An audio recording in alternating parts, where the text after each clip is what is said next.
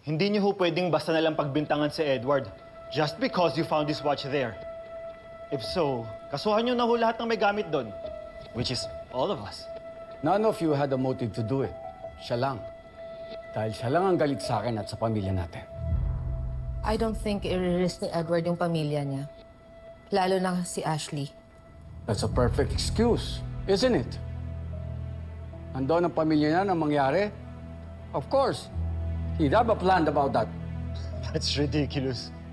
Dad, hindi magagawa ni Edward yan. Are you really going to fight me on this, Paolo? Yes, Dad. Dahil hindi na ho tama yung ginagawa niyo.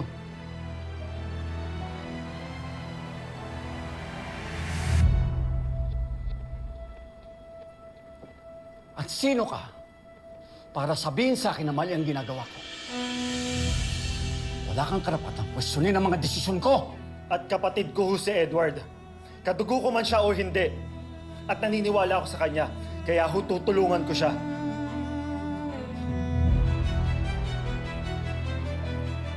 Careful, Paolo. You better shut up now and pick the right side. Kung ayaw mong matulad sa bastardong Edward na yon. No, Dad. You be careful. Iilan na lang ho kaming pamilya niyo. And if you force us to pick sides, Dad, believe me, wala akong matitira sa inyo.